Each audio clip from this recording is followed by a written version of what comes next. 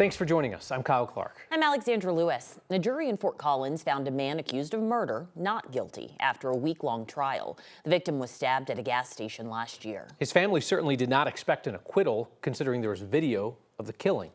9 News reporter Kelly Rinke spoke to his sister about the case. Kelly? Yeah, we're not going to say the name of the defendant because he's no longer facing charges in this case. Investigators said at the time of the stabbing, he was homeless and was getting cans out of the trash can at a gas pump when he started arguing with Dwayne Brown. He was just a happy guy. 1 year ago, Terry Brown leader charge was waiting for justice. Takes a lot out of you. She told us last winter about her promise to be at every court appearance to face the man accused of murdering her brother. To hear of such a bad thing happening to such a good person, it hits you in different ways. Police arrested a man for stabbing her brother Dwayne Brown at this gas station in Fort Collins. Like many cases, this one from July 2023 kept getting delayed. The wait was very difficult. At first, we were frustrated because we couldn't understand what was taking so long. Brown leader charge felt it was important to talk to us again now that the trial has ended. We saw no reason for my brother to pass away that night, and we wanted the guilty verdict, of course, and that trial didn't bring the decision she had been waiting for. I thought for sure we had it.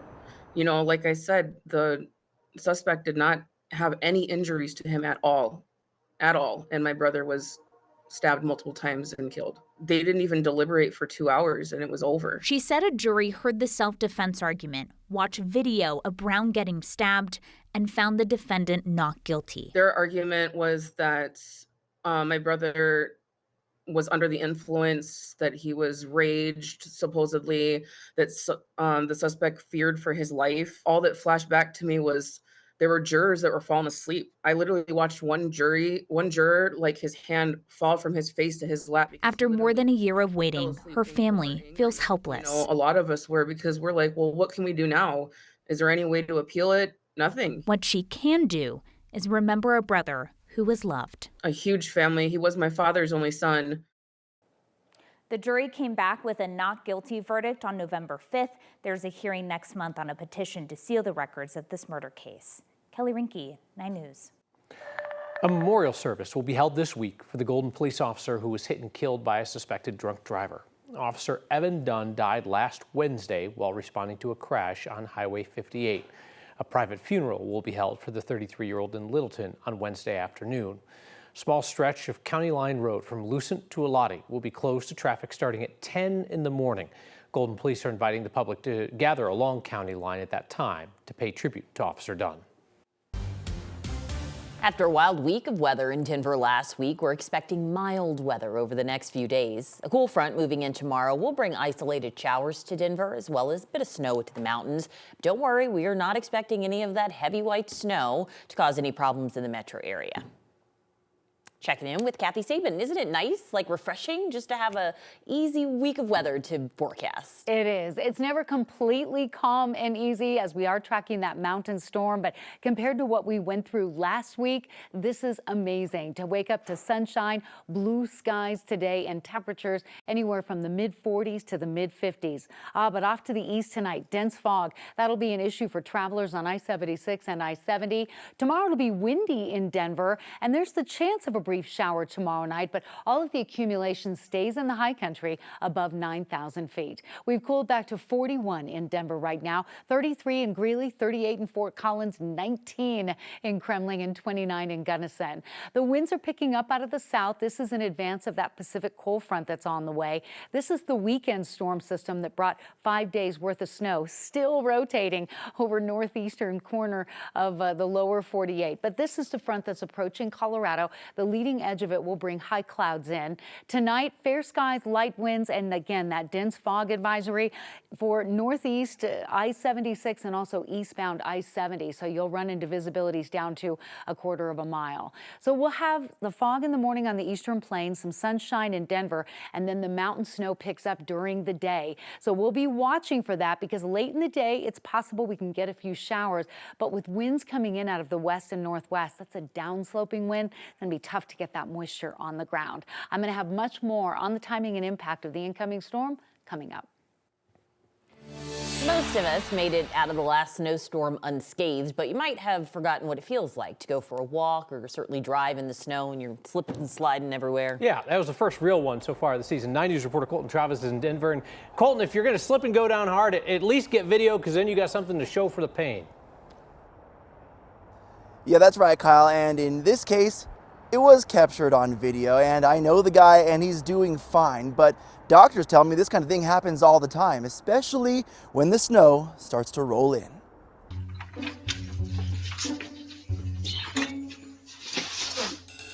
In order to see how this ends, first, doctors say he's not the only one this happened to. We absolutely did see some slips and falls. People came in with some wrist fractures. We did see an occasional hip, just because people weren't paying attention to how slippery the environment is. Dr. Ben Usach is a medical director for the emergency department at UC Health. He says winter injuries can run from falls to exposure to the cold, even heart problems. Much more exertion with this heavy, wet snow. People have to be absolutely in tune with themselves.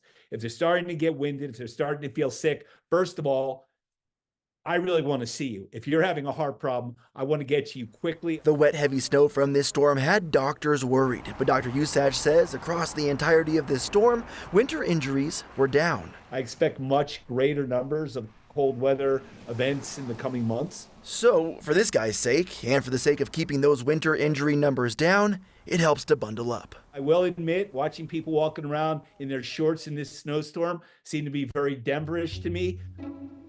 And well, it was shorts and sandals that ultimately led to this. I might wear a helmet in those circumstances. I cannot completely recommend that in a snowstorm you want to be in shorts and sandals. So, Dad, if you're watching this, please, for all of us, just put some snow boots on. But Dr. Usach also tells me that whenever they hear that winter storms are rolling in, they definitely start to ramp up on the staff that they bring into the hospital, just in case unfortunate events like that one bring somebody into the ER. Live in Denver tonight, Colton Chavez, 9 News. An 8-year-old girl is now safe after getting separated from her father in El Paso County during this recent snowstorm. This is what conditions looked like on Friday afternoon as the storm shut down Highway 24, stranding some drivers. Now, first responders got a call about one of those cars, only to find out that an 8-year-old girl had wandered away from her dad and hadn't returned. Search and rescue teams brought out snowcats to help. Not sure if you have available resources to assist in our search and rescue out here. We've got a missing 8-year-old child that's been missing for about 2 hours now. We're coming up for 2 hours on a parcel that's remote and El Paso County here. After a 7-hour-long search, they did find the young girl safe at a house nearby. The 8-year-old is recovering from some injuries related to the cold exposure.